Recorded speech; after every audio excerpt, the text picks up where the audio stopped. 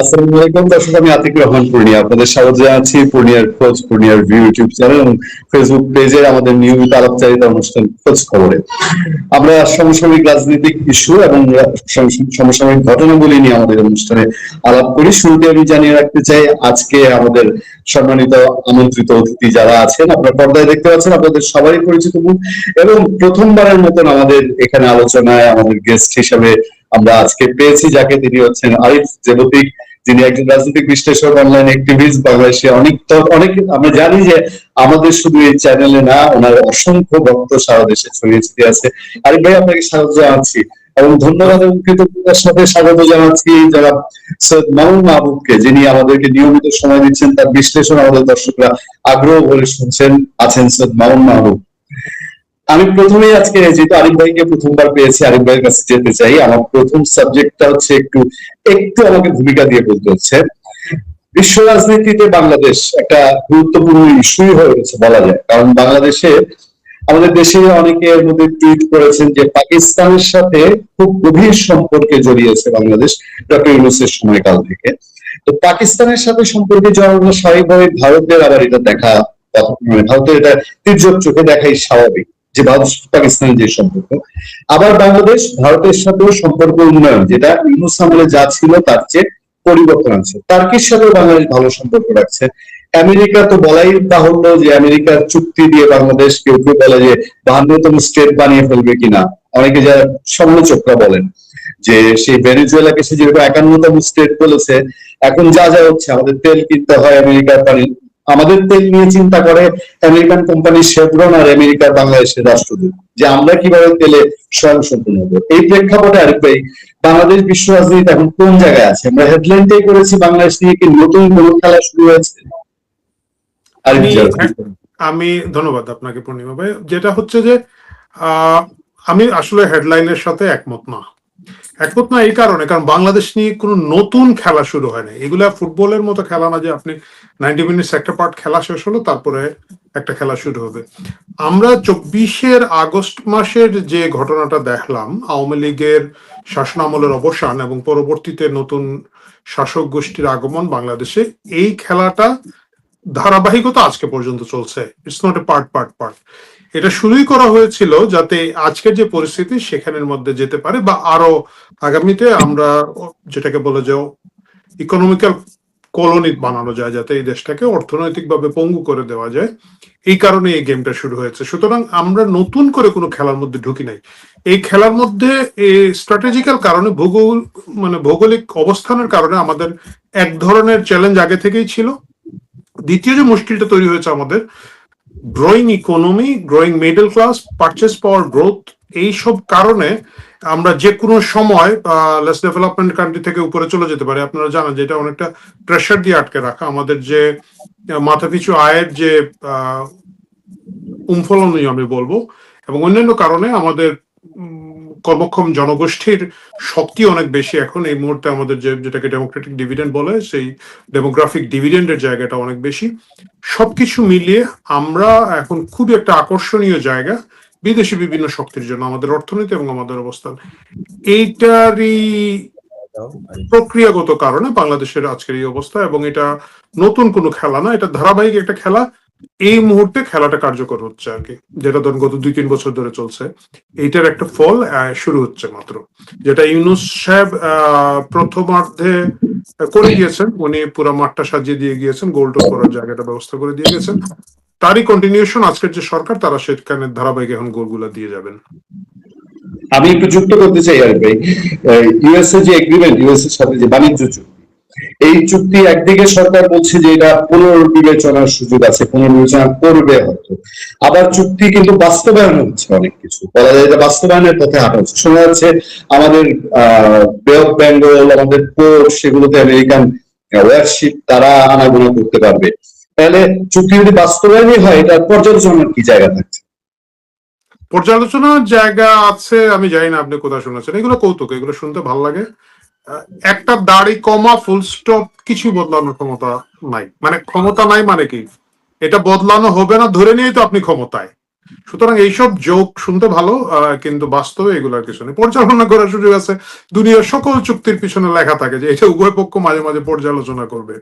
তো এখন ওই লাইনটা ধরে যদি আমি বলি পর্যালোচনা করার সুযোগ আছে, ভালো, তো পর্যালোচনা করার সুযোগ থাকলে পর্যালোচনা করেন। পর্যালোচনা কোথা থেকে করবেন? এই চুক্তিটা এতই গুরুত্বপূর্ণ, আপনি দেখেন যে ইউনূস নির্বাচনের 3 দিন আগে গোপনে এই চুক্তিটা সাইন করে দিয়ে গেছে। মানে এটা খুবই কমন সেন্স যে একটা সরকার বা একটা নির্বাচন হচ্ছে 3 দিন পরে, সেখানে কোনো সরকার নীতিগত কোনো সিদ্ধান্ত নেবে না, একেবারে রুটিন জব, সরকারি কর্মচারীদেরকে বেতন দেওয়া, ট্রাফিক কন্ট্রোল করা, গ্যাস বিল কারেন্ট বিল সংগ্রহ করার বাইরে কোনো কাজ কোনো সরকার করবে না, কিন্তু তাড়াহুড়া করে করা হচ্ছে এবং গোপনে করা হচ্ছে। এটা কি এত সহজ? এটা তো ওই যে গরু বাজারের হাসিল কাটার মতো ঘটনা না, এটা তো অনেক প্ল্যান এন্ড প্রোগ্রামের মধ্যে আছে। এইটা দাড়ি কমা ফুলস্টপ কিছু বদলাতে পারবে না। এবং আপনি দেখেন ইউনূস কিন্তু এখন যেটা বলে, ওরা যে এটা তো বিএনপি জামাতের সাথে কথা বলেই করেছে, এবং বিএনপি জামাত কিন্তু এটা নিয়ে খুব শক্ত কোনো কথা বলে না, কারণ তাদের এটা না করলে তো তাদেরকে ক্ষমতায় আনা হতো না হয়তো। তো গতকাল আবার জামাতের আমির বললো যে এই বিষয়ে তাদের সঙ্গে বিভিন্ন পরিমাণ কথা ইউনূস সরকার বলেনি। জামাত বাই ডিফল্ট মিথ্যা কথা বলে, সুতরাং তাদের কথা আপনি ওইভাবে মানে গতকালকে কি বলেছে এটা আজকে ধরলে হবে না, যখন বলেছে ওই সময়টা তো ধরতে হবে। কয়েক ঘন্টা চলে যাওয়ার পরে জামাতের কথার কোনো মূল্য নাই। আপনি দেখেন যে মিরপুরে মাজারের হামলা করেছে জামাতিরা গিয়ে, তাই না? তার করার পর ওইখানকার যে এমপি, কি যেন ওনার নাম, যাই হোক, সরি, হ্যাঁ, তো উনি কিন্তু সাথে সাথে বলছে আমি পুলিশের সাথে কথা বলছি, পুলিশ এখানে অভিযান চালাচ্ছে। পুলিশ করে আমি জানি না, এমপি সাহেব আমাদেরকে কথাই বলে নাই। মানে এই যে একেবারে মানে সাদা একেবারে বিশাল একটা মিথ্যা বড় করে বলে ফেলা এগুলো। এখন জামাত বলতেছে আমি তো জানি না, মানে ভাই আমার ক্ষমতায় দেশ নাই, আমি বসে জানি না, তো জানো না তো এখন ইউনূসের বিরুদ্ধে মামলা করে দাও, তোমার নামে এত বড় মিথ্যা কথা বলবে কেন?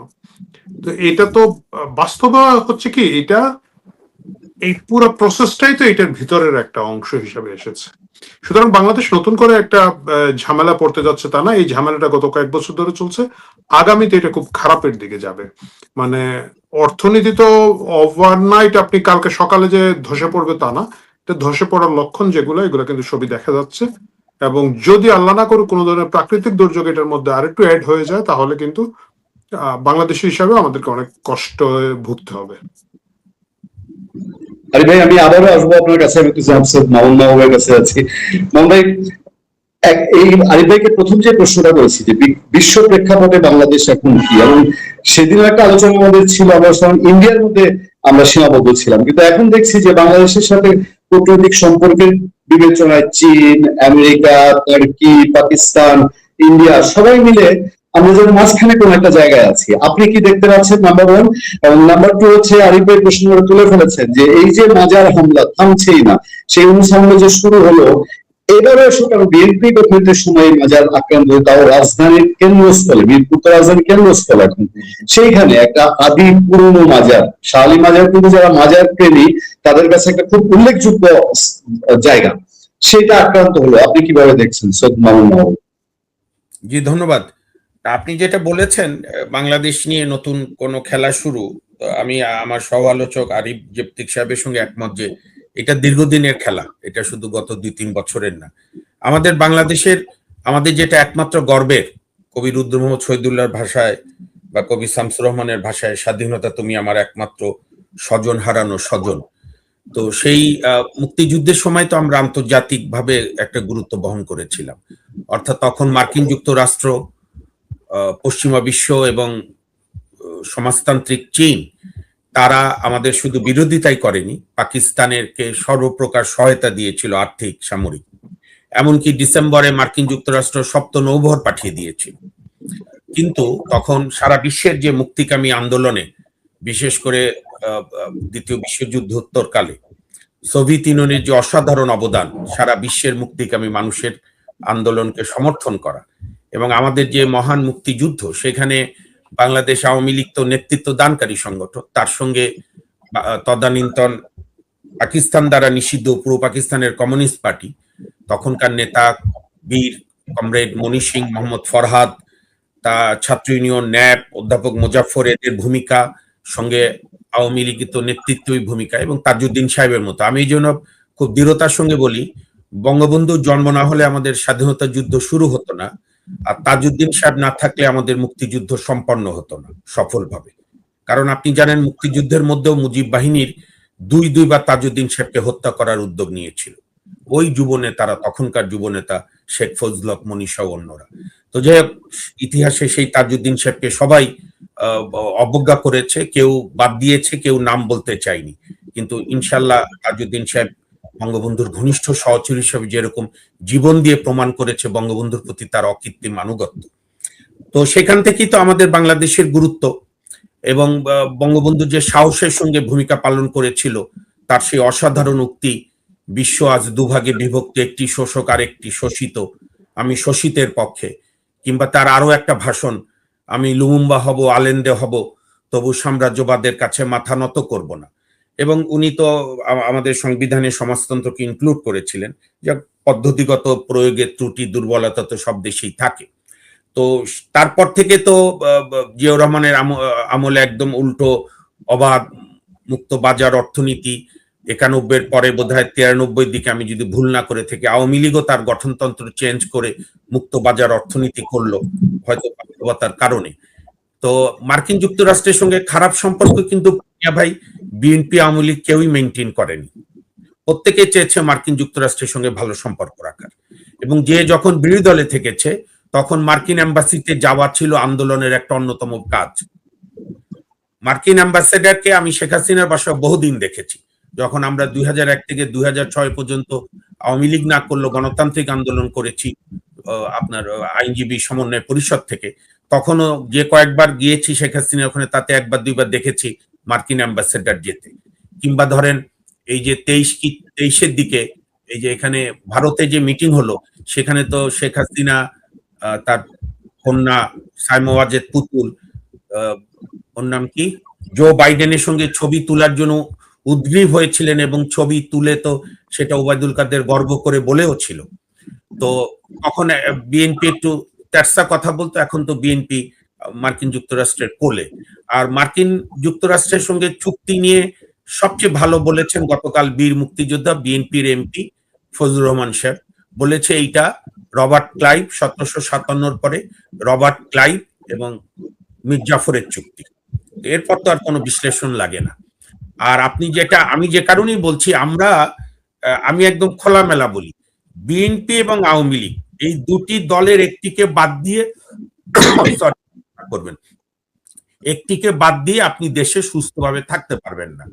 এইটা যেরকম বিএনপি এখন বুঝতে পারছে না, মাসুল দিতে দিতে কত করুণ অবস্থা হবে সেটা তারাই জানেন।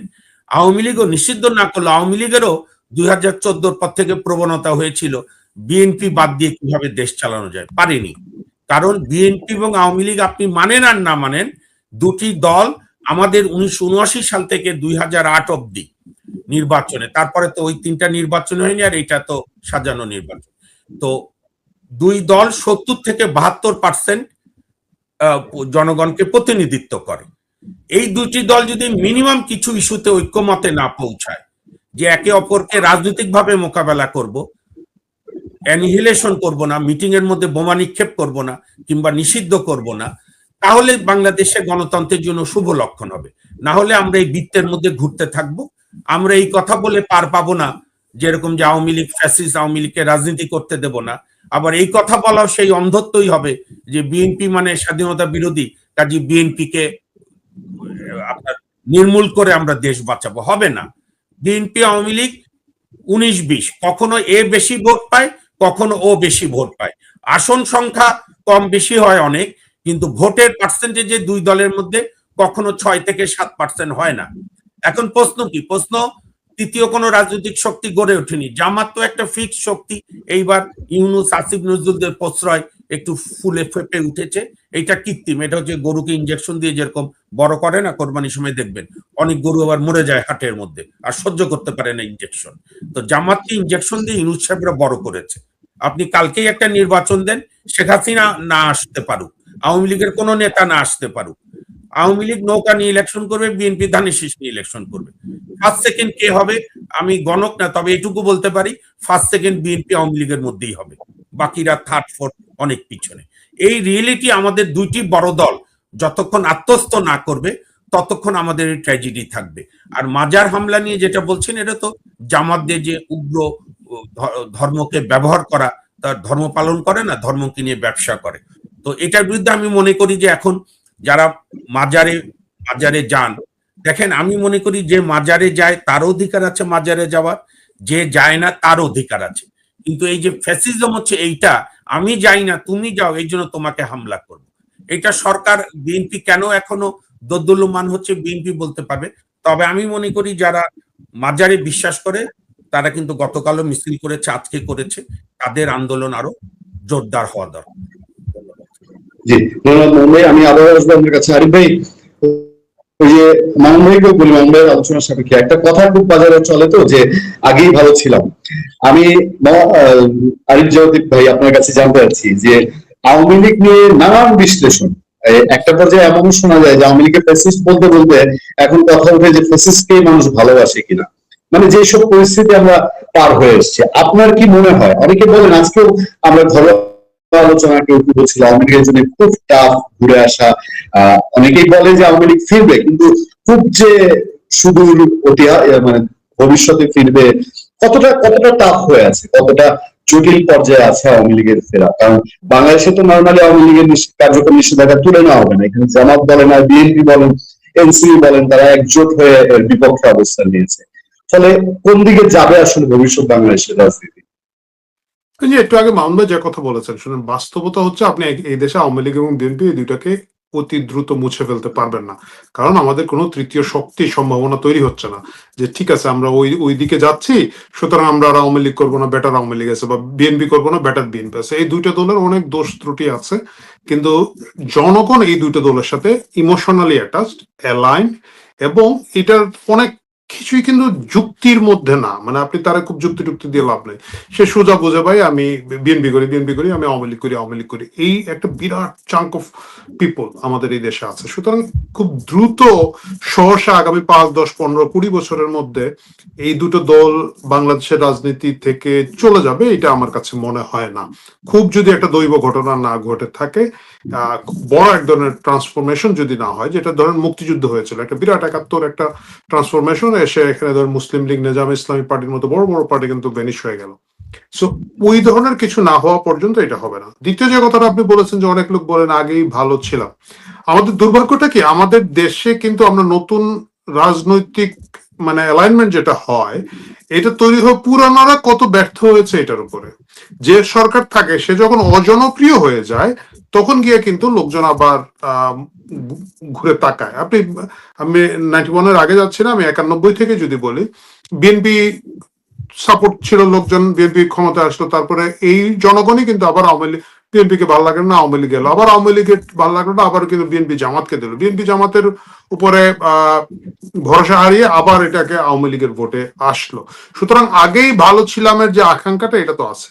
দুর্ভাগ্য জায়গায় যেটা হচ্ছে যে ডক্টর মোহাম্মদ ইউনূসের কাছে আমাদের সাধারণ মানুষের এক ধরনের প্রত্যাশা ছিল, এটা ওই যে গরুর কৃত্রিম ইনজেকশন দেওয়ার মতো করে দীর্ঘদিন ধরে একটা পিআর ক্যাম্পেইনের মধ্যে আমরা ডক্টর ইউনূসকে ফেরেস্তার কাছাকাছি, মানে অলি আউলিয়ার থেকে বেশি, ফেরেস্তা থেকে কম, এরকম একটা গ্রেডে স্পেসিফিক ওনাকে রাখতাম। আরিফ ভাই একটু বিরক্ত করি, মানে জিন্দা অলি, জিন্দা অলি না, আমি মনে করি না জিন্দা অলি থেকেও বেশি আগে, মানে অল্পের জন্য ফেরেস্তাশিপ মিস হয়ে গেছে টাইপের লোক মনে করতাম। উনি অনেক আন্তর্জাতিক লোক, উনি টেলিফোন করলে, এবং উনি কিন্তু মানে খুব কনফিডেন্টলি এই মিথ্যা কথাগুলো বলতে পারে। আমাকে সব দেশগুলো বলছে তোমাদের কি দরকার, তোমরা কি চাও, কতটুকু চাও। মনে হচ্ছিল যে বিভিন্ন দেশ একবারে প্লেন নিয়ে বসে আছে, যে খালি ইউনূস বলার সাথে সাথে ওদের ওইখান থেকে লোকজন পাঠাই দিবে, কি চাও খালি বলো, চাল ডাল তেল, শিক্ষক, আইনজীবী, ইঞ্জিনিয়ার, যা চাও তুমি পাওয়া যাবে। কিছুই হয় নাই, বরঞ্চ একের পর এক দেশ আমাদের এখন ভিসাই দেয় না, মানে ভিসা পাওয়াটা এখন আরো দিনের পর দিন কঠিন হচ্ছে। এই ধরনের কনফিডেন্টলি মিথ্যা কথা উনি বলে বলে একটা ফেক জায়গা তৈরি করেছে। আমাদের কাছে দেশগুলো খালি দরখাস্ত করছে, মানে একটা বিশাল গুরুত্বপূর্ণ অনুষ্ঠানে বলছে, কিন্তু উনি এটা এমন না যে না একটা খুব ঘরোয়া আলোচনায় বলছে বা একটা ছোট আলোচনা সভায় বলছে। সারা দেশ তাকিয়ে আছে, জুলাই কি যেন, এটা জুলাই তো অনেকগুলো, জুলাই সনদ চুক্তি ইত্যাদি কিছু একটা হচ্ছে এখানে, এবং উনি বলছে দেশগুলো আমাদেরকে বলছে আমাদের কাছে এতজন পাঠান, দরখাস্ত দিয়ে রাখছে। কেউ কেউ বলছে কত পারেন পাঠান, যত পারেন পাঠান। তো উনি তো একটা লোকও পাঠাতে পারলো না, মানে মিডিল ইস্টে তো আপনি একটা শ্রমজীবী মানুষ পাঠায় দেখাইতে পারলেন না। এনিওয়ে উনি অবশ্য লাইসেন্স নিছে একটা, সেটা আলাদা কথা। সো এই টোটাল ফেক জিনিসটার মাধ্যমে যে বিশাল প্রত্যাশা উনি তৈরি করেছিলেন, এই যেমন আমি ফ্র্যাঙ্কলি বলি, যেমন আমাকে অনেক লোকজন বলেছে যে আগামী 2-3 বছর কোন যখন আগস্টের পট পরিবর্তনের পরে আগামী 2-3 বছর খুবই ভালো যাবে, টেনশন নিও না, দেশ নিয়ে চিন্তা করো না। কেন ভালো যাবে? যে এখন ধরো নারী অধিকার জায়গায় থাকবে, মানে যেগুলো এনজিওরা সারা জীবন বিক্রি করে এসেছে, হ্যাঁ, বাক স্বাধীনতা খুব সিকিউর থাকবে, কোনো অন্যায় হবে না, কোনো লোকের অন্যায় কারণে জেলে নেওয়া হবে না, ফেক মামলা হবে না, কারো উপরে হামলা হতে দিবে না, আইনের শাসন আগামী 2-3 বছর দেখবা।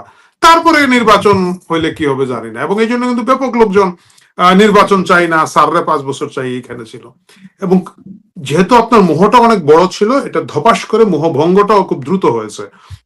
মানে এরা এত বাটপারের বাটপার, I am sorry for my language, মানে বাচ্চাদের টিকাটা পর্যন্ত দেয় নাই, খালি বলতো আমাদের সময় কি যেন অনেক রিজার্ভ বেড়ে গেছে, এখন হিসাব করে তো রিজার্ভই পাওয়া যায় না। রিজার্ভ বেড়ে যাবে, তুমি যদি কোনো টাকা পয়সা খরচ না করো কোথাও, সব টাকা যদি রেখে দাও, উপাস থাকো বাসায়, তাহলে তোমার কাছেই সব টাকা থাকবে। টাকাটা তো রাখার জন্য না, টাকা তো জনগণ কল্যাণে খরচ করার জন্য। সো এই টোটাল কারণে একটা ফ্রাস্ট্রেশন এই দেশের মধ্যে আছে। লোকজন দেখতে পাচ্ছে আরে বাবারে, শুনলাম আইনের শাসন খুব ভালো থাকবে। আইনের শাসন মানে হচ্ছে কি, বাচ্চা বাচ্চা পোলাপান্ডে বিভিন্ন মন্ত্রণালয় বসিয়ে রেখেছে, এরা বদলি তদবির করে, এইটা করে ওইটা করে। কোন কোন স্কুলে, জগন্নাথ বিশ্ববিদ্যালয়ের ছেলে গিয়া রেলওয়েতে গিয়া সব টিকিট ব্ল্যাক করতেছে, সে রেল কমিটির কি যেন একটা হয়ে বসে আছে, তারা সরকার বানাইছে। এই যে আমাদের কিশোর তরুণদেরকে পর্যন্ত উনি ধ্বংস করেছে, এদের নৈতিক ক্যারেক্টার ধ্বংস করে দিয়ে গেছে। এখন একটা ছোট বাচ্চা ফার্স্ট ইয়ার সেকেন্ড ইয়ারে উঠলে প্রথম ধান্দাটাই হবে আমি কোথায় গিয়ে কোন মন্ত্রণালয়ে ঢুকবো, এইটা করব ওইটা করব। এই যে উনি পুরো চরিত্র ধ্বংস করে চলে গেছে একটা প্রজন্মের। এটা যখন সাধারণ মানুষ দেখেছে, তখন তার কাছে মনে হচ্ছে যে এই পরিবর্তনটা আমি কি পেলাম, এর যেহেতু আমি আগে ভালো ছিল। মানে আপনি যেভাবেই দেখেন, নারী অধিকার, নারীদের উপরে মানে কথা বলা, এটা তো আগে ভালো ছিল। এখন একজন নারী যিনি 5 আগস্ট পর্যন্ত রাজপথে ছিলেন, অনেক জান প্রাণ দিয়ে ফাইট করেছিলেন, সবাইকে এলিমিনেট করে দেওয়া হচ্ছে, এদেরকে মুছে ফেলা হচ্ছে রাজনৈতিক বাস্তবতার জায়গা থেকে। একেবারে চিহ্নিত জামাতি কয়েকজন নারীকে এনসিপি এখনো মানে রাখছে, এটা হচ্ছে যেহেতু তাদেরই জামাতের দোকান। কিন্তু এর বাইরে আপনি দল নিরপেক্ষ বা সাধারণ নারীদের মধ্যে থেকে যাদেরকে আমরা ছাত্রী নেত্রী দেখেছি, আপনি একেবারে নাম ধরে ধরে বলতে পারবো, আপনি দেখবেন এরা এখন নাই, মানে কোথাও নাই। কি হচ্ছে, আপনি শাহবাগের নারীদেরকে উত্তক্ত করছে, সেই লোকরে জেলে দেওয়ার একটু পরে ছেড়ে দিচ্ছে এবং গলায় মালা দিয়ে তাকে নেওয়া হচ্ছে, ঠিক আছে। ওই গাজীপুরের কি একটা মেয়ে, চাঁদাবাজির মামলা হয়েছে, চাঁদাবাজির কি কি প্রমাণ আছে তারা ধরে নিয়ে গেছে, সকালে বেল দিছে, বিকালে আসিফ নজরুল ফোন দিয়ে বসায় আবার এইটাকে বেল দিয়ে বের করে নিয়ে এসেছে। সাধারণ মানুষ দেখতে পাচ্ছে যে আইন শৃঙ্খলা অবস্থা খুবই খারাপ, লুটপাট ডাকাতি হচ্ছে, ঘরে ঘরে ঢুকে মব করে যে কারো কাছে টাকা। মানে মুশকিল হচ্ছে কি, আওয়ামী লীগ এবং বিএনপি তো 30-30ও যদি ধরেন, প্রত্যেক 3টা লোকের একটা। এখন আপনি যে কোনো লোকরা, আপনি আপনারা গিয়ে বললাম আপনি 200 টাকা দেন, এই অবস্থা তো চলছে। যার কারণে লোকজনের মধ্যে একটা ধারণা হচ্ছিল যে ভাই আগেই তো ভালো ছিল, একটা সিস্টেম এন্ড শৃঙ্খলার মধ্যে ছিল।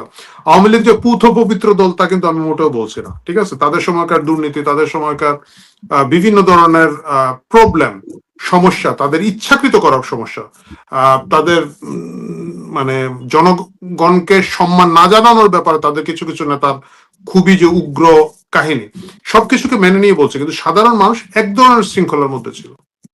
এটা যখন নাই হয়ে গেল, তখন মানুষ ভাবছে আগেই ভালো ছিল।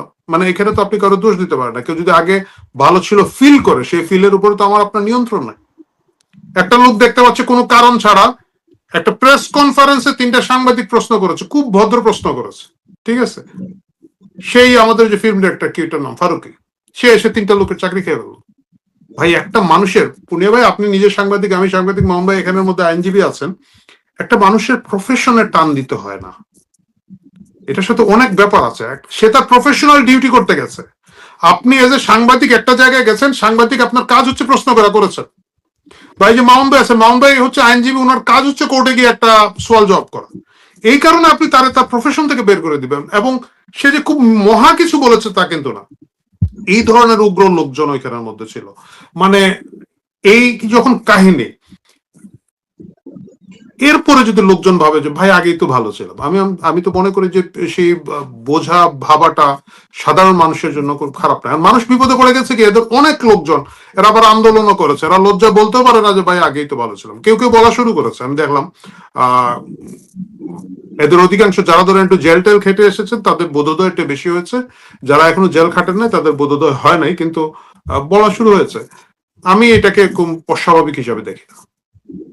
জি, অনেক ধন্যবাদ জনাব আরিফ জাগতিক। আমি সবশেষে একটু আবার মামুন ভাইয়ের কাছে যেতে চাই। এটা রেফারেন্সটা মামুন ভাইয়ের একটু কথা থেকে, যে আপনি যেহেতু অ্যাডভোকেট ফজলুর রহমানের বক্তব্যের রেফারেন্স দিয়েছেন, উনি আরেকটা কথা বলেছিলেন, আমি মাঝে একটু স্বীকার করে নিই যে আপনাদের মতো নীতিবান আইনজীবী এবং দায়িত্বশীল মানুষের কারণে অনেক মানুষ এখন মুক্তির স্বাদ পাচ্ছে, যাদেরকে ইউনূস জেলে ঢুকিয়েছিল। এটা স্বীকার করে নিচ্ছি, অনেকে পাচ্ছে। আওয়ামী লীগের অনেক লোকজনের জামিন হয়েছে, আওয়ামী লীগের নারী এমপি তাদের জামিন হয়েছে। কিন্তু ওই যে তুমি ফজলুর রহমান বলেছেন না যে আমির হোসেন আমু, রাশেদ খান মেনন, এই হাসান রকিন, এই যে 80 ঊর্ধ্ব মানুষগুলা, 80-র উপরে প্রত্যেকের বয়স। আমি যদি শিল্পী মমতাজের কথা বলি, এই যে মানুষগুলো এখনো জেলে একরকম পচে মরছেন, আমাদের সাংবাদিক শাকিল আহমেদ, ফারজানা রূপা, সমন দত্ত, এই মানুষগুলো এখনো মুক্তির স্বাদ পাচ্ছে না। ফলে বিএনপি কি একটা বিশ্বাস অবিশ্বাসের দোলায় আছে? কারণ সব শেষ গিয়ে তো বিবেচনার ভাগ করে যে এই সরকারের সময় জামিন পাওয়া যাচ্ছে না। আমি আইনজীবী হিসেবে আপনার কাছে জানতে চাবো, সত্যি কি মুক্ত হয়েছে আমাদের আইনাঙ্গন আসিফ নজরুলের যে রাহু গ্রাসে পড়েছিল তার থেকে? না দেখেন, সেটার উত্তর আমি দিচ্ছি, তার আগে একটা প্রসঙ্গ বললে তারপর আমি আপনার এই বিষয়ে আলাপ করছি সংক্ষেপে। আমার স্মৃতি যদি বিট্রে না করে তাহলে বোধহয় 24শে সেপ্টেম্বরে জাতির উদ্দেশ্যে ভাষণে ডক্টর ইউনূসের অনেক মিথ্যাচারের মধ্যে একটা ছিল যে আমরা সাংবাদিকদের বলে দিয়েছি মন খুলে উজাড় করে আমাদের সমালোচনা করুন। তো মন খুলে উজাড় করে না, মিনিমাম একটা একেবারেই ডিসেন্ট সমালোচনা সাংবাদিক আমাদের প্রিয় আনিস আলমগীর ভাই এবং মঞ্জুর আলম পান্না ভাই করতো। দেখেন দুজনকে ইউনূস গ্রেপ্তার করে জেলে পাঠালো। এই যে তার মানে ধরেন বাংলাদেশের মানুষকে তো দোষ দিয়ে লাভ নাই, কেউ তো আর তার মনের মধ্যে ঢুকতে পারে না। দেখে যে একটা লোক নোবেল পেয়েছে যেভাবেই হোক। গ্রামীণ ব্যাংক সম্পর্কে অবশ্য অর্থনীতিবিদরা বলে, ইভেন যারা বুর্জ অর্থনীতিবিদ তারাও বলে যে গ্রামীণ ব্যাংকের কাজ হচ্ছে একটা পুকুরে ডুবন্ত মানুষকে নাকটা উপরে দিয়ে বাঁচায় রাখার, অর্থাৎ তুই ডুবেও আসিস আবার কোনো মতে শ্বাস নিচ্ছিস, মানে চিরস্থায়ী গরিব করে রাখা। বা আহমেদ সফর সেই বিখ্যাত উক্তি যে পশ্চিমাদের ওয়ান্ডার বয়। তো ফলে বাংলাদেশের মানুষের অনেককে আপনি দোষও দিতে পারবেন না। প্রথম পর্যায়ে যে দুই দলকে তো আমরা দেখলাম, এই যখন এত সুন্দর সুন্দর কথা বলছে, ওই যে আরিফ ভাই যেটা বললেন, আরিফ ভাই এটা রাষ্ট্রীয় কয়েকটা অনুষ্ঠানে একাধিক বলেছে, অমুক জায়গা থেকে চিঠি এসে অমুক জায়গাতে লোক কোথায়, এই কোথায়, আমি ভাবখানা সে ফোন করলে, তারপরে তার যে বাহিনী আসিফ নজরুল সহ রিজওয়ানারা সহ, তো পরে তো দেখা গেল বিশ্ব বাটপার সব। এই ল্যাঙ্গুয়েজ এটাই তার জন্য ন্যায্য, কারণ এর চেয়ে কম বললে তার প্রতি সুবিচার করা হবে না। তো আরেকটা যে সমস্যাটা হয়েছে দেখেন, আমরা মহান মুক্তিযুদ্ধের পরে মুক্তিযোদ্ধারা যদি মনে করত যে জামাত, তখন তার শিবির নাই, ছাত্র সংঘ ছিল, বা নেজাম ইসলাম বা রাজাকার আল বদরদের কোন শহরে কোনো বাড়ি আমরা রাখবো না, 1 ঘন্টার সিদ্ধান্ত, তাহলে এই যে মগবাজারে গোলাম আজমের বাড়ি থেকে শুরু করে সারা বাংলাদেশে কোথাও রাজাকারদের বাড়ি থাকতো? কিন্তু সেটি আমাদের মুক্তিযোদ্ধারা করেননি, বঙ্গবন্ধু তো অ্যালাউই করেননি। তিনি তো 4টা বিশেষ অপরাধ বাদ দিয়ে বাকিগুলোকে নিয়ে তিনি জাতি গঠন করতে চেয়েছিলেন একজন জাতীয় নেতা হিসাবে, স্বাধীনতার স্থপতি হিসেবে। কিন্তু কারণ দেখেন, একটা লোক জামাত করতে পারে, আমি ঘৃণা করি, তার ফ্যামিলিও করতে পারে, সেটি তার ব্যাপার, কিন্তু একটা বাড়িতে তো একটা মহিলা থাকে, একটা লোকের বৃদ্ধ বাবা থাকে, বৃদ্ধ মা থাকে, অবুঝ শিশু থাকে। এইবার ইউনূস আসিফ নজরুলরা সিদ্ধান্ত নিয়ে যে আমাদের রাজনীতিতে যে স্থায়ী ক্ষতটা সৃষ্টি করলো, সেটা হচ্ছে প্রত্যেকের বাড়িঘর পুড়িয়ে দেওয়া। আপনি দেখেন সেদিন আমি ইন্টারভিউটা দেখে আমার খুব কষ্ট লাগলো, কারণ ব্যক্তিগতভাবে আমি তার খুব খেলার ভক্ত, এবং আমাদের যে আন্তর্জাতিক ক্রিকেট অঙ্গনে যে কয়েকটা ছেলে আমাদের বা ভদ্রলোক আমাদের খেলাকে উপভোগ করেছে, ধরেন আমি 2017-18 ইন্ডিয়ার বিভিন্ন শহরে আমার একটু ক্রিকেটের নেশা আছে, খেলা দেখার, খেলতে না পারলেও, তো ক্রিকেটে আইপিএল খেলতে যেতাম, যখন কলকাতা নাইট রাইডার্স অথবা নাম কি হায়দ্রাবাদের যে টিমটা, তাদের পক্ষে আমাদের মোস্তাফিজ বা সাকিব আল হাসান যখন খেলতো, সারা ভারতের দর্শকরা মানে ওই গ্যালারিতে সাকিব সাকিব বাহা বাহা করতো, বুকটা ভরে যেত যে আমরা যাদের এতদিন দেখছি ইন্ডিয়া পাকিস্তান অস্ট্রেলিয়ার অলরাউন্ডার, সেখানে সাকিব আল হাসান বোধহয়, আরিফ ভাই ভুল হলে কারেক্ট করেন, 4 থেকে 5 বার বোধহয় বিশ্বের শ্রেষ্ঠ অলরাউন্ডার হলো, অলরাউন্ডার অফ দ্য ইয়ার। বা ধরেন তামিমের ব্যাটসম্যান এই যে আপনার মাশরাফি মর্তুজা, তার বাবা সেদিন দুঃখ করে বলছে যে মর্তুজা বলছে বাবা আমার লাশ যেন নড়াইলে না আসে। খুব বেদনার, কারণ আমি ছবিতে দেখলাম মাশরাফি একটা ওপেন জিমনেশিয়াম বানিয়েছে নড়াইল এক্সপ্রেস নাম দিয়ে, ওপেন, বিশাল টাকা খরচ করে, এবং সেখানে একদম হতদরিদ্র থেকে শুরু করে নর্মাল লোকজনও আপনার গিয়ে ব্যায়াম করতে পারতো, যা যা খেলাধুলা। তা আপনি সেই খেলোয়াড়দেরকে তাদেরকে আপনি টার্গেট করে, তারপরে আসিফ নজরুল আরেকটা কি জঙ্গি কাজ করলে, এই জন্য আরো অনেক কাজের সঙ্গে বিচার করতে হবে। আমাদের আইপিএল এ কি ওখানকার হিন্দু মৌলবাদীর অর্থাৎ জামাতের বন্ধুরা, আমরা ইয়া ভাইয়ের মনে আছে কিনা আরিফ ভাই, তখন আমরা 92-93-তে স্লোগান দিতাম গোলাম আজম আদভানি 2 ভাই এক দড়িতে ফাঁসি চাই, কারণ এখানে গোলাম আজমের ফাঁসি চাচ্ছি, ওইখানে অটল বিহারী বাজপেয়ী আর রাজকি নাম যেন আদভানি, তারা বাবরি মসজিদ ভেঙে ওইখানে মন্দির বানানো নামে ভারতকে কি বলে সাম্প্রদায়িক রাষ্ট্র করা। তো যাই হোক, সেইখানে মোস্তাফিজের ব্যাপারে কি আপত্তি করলো হিন্দু জঙ্গিরা, সেটার জন্য আমরা বলতে পারি যে আমার সিকিউরিটি দে, আমার দর্শকদের যেন গায়ে হাওয়া না লাগে, আমরা ক্রিকেট খেললাম না। একটাই আমার গর্ব আছে সারা বিশ্বে, আমরা ক্রিকেট খেলি। আমি অস্ট্রেলিয়ার খোঁজ নিয়েছি, ইন্ডিয়াতে তো বটেই, তারা বলে বাংলাদেশ ভালো করছে। তো সেই এবং সর্বশেষ অনেকগুলো পাপের মধ্যে যে পাপ থেকে ডক্টর ইউনূস, আসিফ নজরুল, রিজওয়ানা, আব্দুর রহমান, পুরা গ্যাং মাপ পাবে না, কোনো না কোনো সরকার বিচার করবে। আর আমরা নর্মাল নাগরিক হিসেবে বেঁচে থাকলে প্রয়োজনে গণ আদালত করে বিচার হবে। সেটা হচ্ছে 32 নম্বর ভাঙা, বিশেষ করে 5 ফেব্রুয়ারি 2025। কারণ 32 শুধু শেখ হাসিনার বাবার বাড়ি না, 32 মুক্তিযুদ্ধের আতুর ঘর, 32 আমার বাড়ি, আরিফ জয়বতিকের বাড়ি, আতিক রহমান পূর্ণিয়ার বাড়ি, সবার বাড়ি। এবং আপনি দেখেছেন 32 যেদিন বুলডোজার দিয়ে গুড়িয়ে দিয়েছে, সেদিন কাদের আনন্দ লেগেছে? পাকিস্তান আইএসআই আনন্দ উদযাপন করেছে, পাকিস্তানে গভর্নমেন্টের অংশরা অন্যান্য যারা 71-এ তাদের পাপকে এখনো ক্ষমা চায় না, তারা আনন্দ করেছে। সুতরাং এই পাপের বিচার হবে।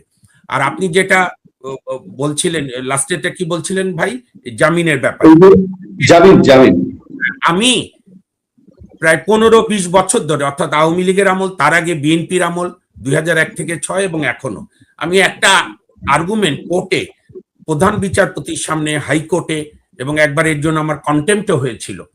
যাই হোক, তো আমি একটা কথা বলি, আপনি একজন নাগরিককে বিনা দোষে, বিনা বিচারে, দোষ বাদ দেন, আপনি জেলে রাখতে পারেন না। এইটা আমাদের সংবিধান বিরোধী, ফৌজদারি কার্যবিধি বিরোধী, মানবতা বিরোধী, সভ্যতা বিরোধী, ইভেন ধর্ম বিরোধী। আল্লাহ বলছে না মানুষকে তুমি বিচার করো, বিচার ছাড়া একটা লোককে শাস্তি দেওয়া, 20 মাস 18 মাস বিনা বিচারে, ফারজানের উপর কয়েকটার বেল হলো, আমিও অনেক আইনজীবীর মধ্যে একজন ছিলাম, অথচ দেখেন তাকে আইসিটিতে জড়িয়ে নিয়েছে। এই যে গতকাল বোধহয় সোনারেস দেখিয়েছে। শোনেন, হ্যাঁ এটা ঠিক, আমার মনে আরিফ ভাইও দ্বিমত করবে না, সাবেক প্রধানমন্ত্রী শেখ হাসিনার প্রেস কনফারেন্সে সম্পাদকরা যা করতো, এইটা কোনো সুস্থ মানুষ দেখে ভালো থাকার কথা না, প্রেশার বেড়ে যেত।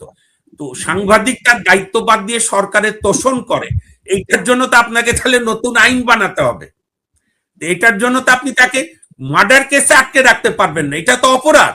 এবং সরকার কেনই অপরাধ করবে? ডক্টর ইউনূস করেছে, সেটা তো আমরা বললামই একটা অসভ্য লোক।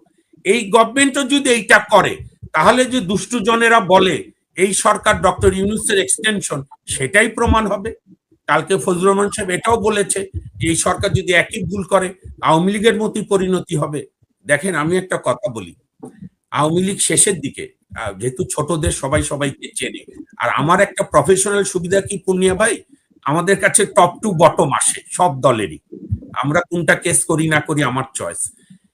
আওয়ামী লীগের শেষের 7-8 বছরে তাদের একটা হাইকমান্ডের মাথায় ঢুকে গিয়েছিল যে গোয়েন্দা যে রিপোর্ট, সেটাই আমার রিপোর্ট। কি গোয়েন্দা রিপোর্ট? সুষ্ঠু নির্বাচন দিলে আমি বেশি জিতব। এবার তো দেখা গেল আওয়ামী লীগের কত সমর্থক অটুট আছে। কিংবা ধরেন আমি একদম আরিফ ভাইয়ের সঙ্গে আজকে আলোচনা করে খুব ভালো লাগলো। আরিফ ভাই ঠিকই বলেছে, আমি বিএনপি করি বা অনেক বলে বিএনপি করি বা আমি আওয়ামী লীগ করি, ওর কোনো যুক্তি নেই। আরিফ ভাই ও করে, কারণ এটাকে আপনার মানতে হবে, ওর অধিকার। তো বিএনপি যদি এবার ব্যর্থ হয়, তারপর বিএনপির কোনো সমর্থক বিএনপি ছাড়বে না, হাজার দুর্নীতি করেন। এখন এখান থেকে তো আপনি বের করতে পারছেন না, তাহলে আপনার কি করতে হবে? তৃতীয় শক্তি তো হওয়া তো আর অর্ডার দিয়ে হবে না, জনগণের মধ্যে গড়ে উঠবে। তাহলে এই দুটি দলের, আমাকে অনেকে খারাপ বললেও আমার যায় আসে না, এই দুটি দলকে পর্দার আড়ালে বসতে হবে যদি তারা দেশপ্রেমিক হয়, দেশকে এগিয়ে নিতে চায়। এই যে প্রতিশোধ যদি স্প্রিয়া চলতে থাকে, আমি ন্যায় বিচার করব না, প্রতিশোধের বিচার করব, তাহলে ধরেন আওয়ামী লীগ আমলে যে দুর্নীতি হয়েছে বা নানা দুঃশাসন হয়েছে, তারও যদি আপনি সুষ্ঠু বিচার করতে চান পুনিয়া ভাই, তাহলে আওয়ামী লীগের রাজনৈতিক নিষেধাজ্ঞা তুলে নিতে হবে কার্যক্রমে। আওয়ামী লীগকে দেশে আসতে দিতে হবে নেতা নেত্রীদের, তারা আইনজীবী রাখবে, আদালতে সওয়াল জবাব হবে, সাক্ষী আসবে, উভয় পক্ষ সাক্ষী দেবে, তাহলে না ন্যায় বিচার হবে। নাহলে তো কলমের খোঁচায় সব রায় বাতিল হয়ে যাবে, কোনোটাই হবে না। ঠিক যেরকম আমরা, আরিফ ভাইয়ের মনে আছে, পুনিয়া ভাইয়েরও 2001 থেকে 6 বিএনপির সব দুর্নীতির বিচার আর করা গেল না, যেহেতু জরুরি আইন জোর করে ক্যাঙ্গারু আদালত দিয়ে বিচার করে দিল, ফলে আর দুর্নীতিবাজরা রেহাই পেয়ে গেল, বড় বড় নেতা হয়ে গেল। তো সুতরাং এই বোধ থেকে আমি মনে করি এখন কিন্তু যেহেতু বিএনপি ক্ষমতায় আছে, এখন কিন্তু লাটাই তার হাতে, স্টিয়ারিং সিটে সে। এখন সে যদি মনে করেন আমি প্রতিশোধ নেব, আমি এই এই পদ্ধতিতেই চলবো, তাহলে ইতিহাস তার শিক্ষা দেবে। আমরা হাজারবার চেঁচিয়েও তো কিছু করতে পারবো না। কিন্তু আমি মনে করি আমাদের নাগরিকদের, আমি প্রায় যে কথাটা বলি, নাগরিকদের দলের সমর্থক হওয়া ঠিক আছে, কোন নেতা নেত্রীকে ভালোবাসা ঠিক আছে, কিন্তু দলবাজ হওয়া যাবে না। আমাকে আমার যারা বিএনপির বন্ধুরা আছে কোর্টে, আমি অনেক বলি, এত বড় যে আপনারা 15 বছর বাইরে ছিলেন, আপনাদের অনেকের উপর অত্যাচার হয়েছে, নির্যাতন হয়েছে, কিন্তু আপনারা সেখান থেকে শিক্ষা নেবেন যদি আমি দেখি আপনারা আপনাদের নেতাদেরকে প্রশ্ন করছেন। অথচ প্রশ্ন না করে যদি নেতা যা বলছে তাই সঠিক, তাই হয়, তাহলে বাংলাদেশে গণতন্ত্র আর যাত্রাই শুরু করতে পারবে না। এখন এখন পর্যন্ত বিএনপি ধরেন এই আধুনিক যুগে হানিমুন পিরিয়ড এত দেওয়া যায় না, 1 মাসই এনাফ। এখন পর্যন্ত যা লক্ষণ খুব হতাশাব্যঞ্জক। আমি এই যে শিক্ষামন্ত্রীর একটা কথায় আমার কাছে, মানে আমি রাগ হই না, ইদানিং রাগ কম হই, হাসি লাগে, করুণা লাগে। সে বলছে পাকিস্তানের শিক্ষা ব্যবস্থা। আরে পাকিস্তানের প্রগতিশীল অংশ যারা, এত কিছুর পর পাকিস্তানে যারা খোলা মনে চিন্তা করে, অল্প কিছু লোক, তারা বলে যে পাকিস্তানি শিক্ষা ব্যবস্থা জঙ্গি তৈরির কারিগর। তারা বলে তার চেয়ে আমাদের বাংলাদেশের শিক্ষা ব্যবস্থা অনেক ভালো, ভারতের তো ভালো আছে। আর এর নাম কি, শিক্ষামন্ত্রীর নামটা কি ভুলে গেলাম, মিলন সাহেব। মিলন। সে গিয়ে কাকে, তুমি কার সঙ্গে রাজনীতি করবা, নকল বন্ধ কি বলে, এতদিন পর বয়স হয়ে গেলে কি হয়েছে কিনা জানি না, তবে পাকিস্তানের সঙ্গে এই মাখামাখি আমাদেরকে ভোগাবে। আমাদের উচিত হচ্ছে আমাদের মিনিমাম নর্মাল এডুকেশনের জন্য যাতে আমাদের কোথাও যেতে না হয়, ন্যূনতম চিকিৎসার জন্য যেন আমাদের প্রতিবেশী দেশে না যেতে হয়, সেই প্রস্তুতি করেন। আমি আপনাকে একটা দিয়ে শেষ করি, আমি এক্সাক্ট হসপিটালটার নামটা এই মুহূর্তে পুনিয়া ভাই আমি মনে করতে পারছি না, আমার লেখা আছে। রাজীব গান্ধী সম্ভবত বোধহয় 86 সালে ওনার একটা ট্রিটমেন্টের জন্য, ওনার অথবা ওনার সহধর্মিনী সোনিয়া গান্ধী, তো ট্রিটমেন্টের জন্য আমেরিকা গিয়ে দেখলো যে 2 ইন্ডিয়ান ডাক্তার একটা আমেরিকার হসপিটাল লিড করে। উনি ট্রিটমেন্টটা নিলেন, নিয়ে দেশে এসে ওই 2 ডাক্তারের সঙ্গে ডাক্তারকে কনভিন্স করে ইন্ডিয়ায় নিয়ে এসে এই বিভিন্ন হসপিটাল গুলো করলো। কিংবা ধরেন জওহরলাল নেহেরু, ইন্দিরা গান্ধীরা এইমস করেছে, AIIMS Delhi, all India institute of medical science. আমাদের এত দরকার নেই, আমাদের একটা ভালো মেডিকেল ইউনিভার্সিটি, মেডিকেল হসপিটাল করেন। বঙ্গবন্ধুর নাম বদলায় বাংলাদেশ করলে চিকিৎসা উন্নতি হবে না। আপনি বঙ্গবন্ধুর নাম বাংলাদেশ কোনো জায়গায় রেখেন না, বঙ্গবন্ধু আরো থাকবে, কারণ যতদিন বাংলাদেশ থাকবে বঙ্গবন্ধু থাকবে। এইটাকে নিয়ে কেউ বাদ দিল যায় আসে না, 100টা নাম দিল যায় আসে না। সেই ব্যবস্থা না করে আপনি ট্রিটমেন্ট নিতেন, নেতা নেত্রীরা যখন বাইরে যায়, আমি তো মনে করি তাদের লজ্জা লাগা উচিত। ন্যূনতম জ্বর কাশি হলো সিঙ্গাপুর যায়, সব দলেরই। তার চেয়ে বরং একটা ভালো হসপিটাল করতে পারেন কিনা সেইটা দেখেন। তো আমি শেষে মনে করি যে বাংলাদেশের মানুষের আন্দোলন শেষ হয়নি। আর এই এই এই যে জেপ্তিক ভাই যেটা বলেছে যে মানুষ কম্পেয়ার করে, এটাই সত্যি। যেমন আমি বলি পাকিস্তান আমলের সীমাহীন ব্যর্থতা ব্রিটিশ শাসনকে বৈধতা দেয় না, আবার বাংলাদেশ হওয়ার পর বাংলাদেশের নানা সীমাবদ্ধতা পাকিস্তানি শাসনকে বৈধতা দেয় না। আমাদের ঠিক করতে হবে যে আমাদের রাজনীতিবিদদেরকে কৈফিয়তের মধ্যে রাখতে হবে, আর নাগরিক দলবাজ না হয়ে তার নাগরিক দায়িত্ব রাখতে হবে। ক্ষমতাকে প্রশ্ন করতে হবে, তাতে যাই বিপদ আসুক। ক্ষমতাকে আপনি যখন প্রশ্ন করা বন্ধ করবেন তখন আর দেশ চলবে না। ধন্যবাদ। ধন্যবাদ, অনেক অনেক ধন্যবাদ, অনেক ধন্যবাদ এবং কৃতজ্ঞতা বিশেষ করে আরিফ জ্যোতিক ভাইকে। জ্যোতিক ভাই এত ব্যস্ততার মধ্যে আপনি সময় দিয়েছেন, মামুন ভাই প্রচন্ড ব্যস্ততা আমাদেরকে সময় দেন, বেশিরভাগ সময় তাকে আমরা পাই। আজকে এই প্রাণবন্ত আলোচনায় দর্শকদের কমেন্টও আপনারা নিশ্চয়ই কিছু দেখতে পেয়েছেন, সবাই খুব আগ্রহ নিয়ে এবং লাইভ শোতেই হাজারের কাছাকাছি দর্শক তারা সেই পুরো সময়টা 40 মিনিট দর্শক উপভোগ করেছেন এই অনুষ্ঠান। আপনাদেরকে আবারও কৃতজ্ঞতা এবং ধন্যবাদ জানিয়ে আজকের অনুষ্ঠান শেষ করছি। ভালো থাকবেন, সুস্থ থাকবেন। আসসালামু আলাইকুম। শুভরাত্রি। শুভরাত্রি। শুভরাত্রি।